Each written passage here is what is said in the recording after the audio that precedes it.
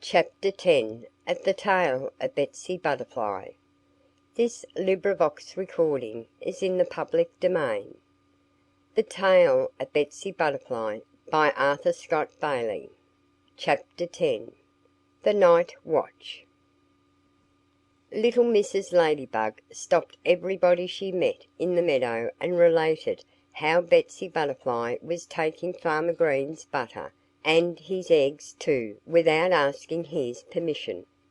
"She's going to get some of us into trouble," Mrs. Ladybug informed her neighbors. "Just as likely as not Farmer Green and his wife will think others are stealing from them. Why, I went to the farmhouse today and asked for a bit of butter, and what do you think? Mrs. Green pretended not to hear me. I thought it was queer at the time. But now I know that she's angry with me. She must have missed some of her butter, and she thinks I'm the guilty party." Mrs. Ladybug shook her finger at her neighbors. "We'll have to do something to put a stop to Betsy Butterfly's thieving," she declared. Jealous Mrs. Ladybug's story amazed all the field people.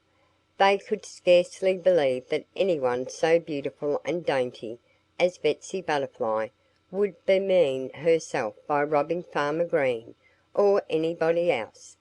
But Mrs. Ladybug said that Daddy Longlegs had seen Betsy with her face buried in Farmer Green's butter, and no one could doubt the word of so respectable a person as Daddy Longlegs.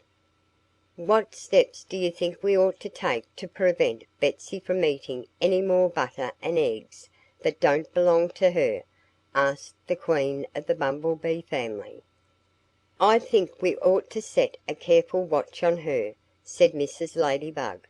"I'm sure I don't see when she gets her stolen goods, because I've watched her very closely myself for some time. And I've seen her dine on nothing but flowers."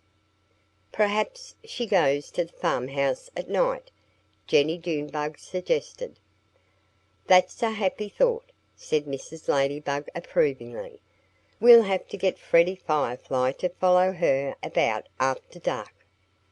So Mrs. Ladybug and her neighbors made arrangements with Freddie Firefly to have Betsy Butterfly spied upon that very night. "I'll watch her till sunset," Mrs. Ladybug agreed. "And then you must relieve me," she told Freddie. "Don't let her out of your sight until sunrise," she warned him. Freddie Firefly promised that he would be faithful to his trust.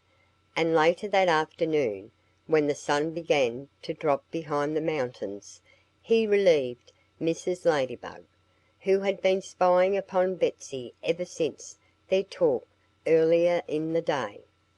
"She's behaved herself fairly well so far," Mrs. Ladybug whispered to Freddie as she prepared to fly home to her children. "But there's no knowing when she may start for the farmhouse. So you mustn't take your eyes off her all night." "You can trust me," Freddie assured her. And then Mrs. Ladybug said good evening. Freddie Firefly always claimed that that was the longest night he ever spent. And he said that if he had realized that he would have to stay in one place from sunset to dawn, he never would have agreed to watch Betsy Butterfly. For Betsy Butterfly went to sleep the moment the sun went down.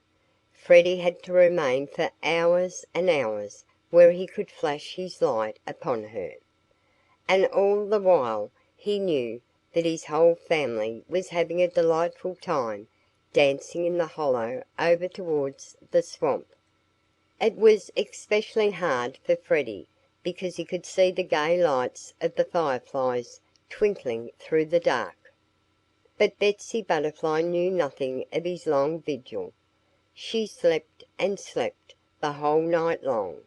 And Freddie Firefly had to admit to himself as he watched her that she didn't act like a robber in the least. End of Chapter 10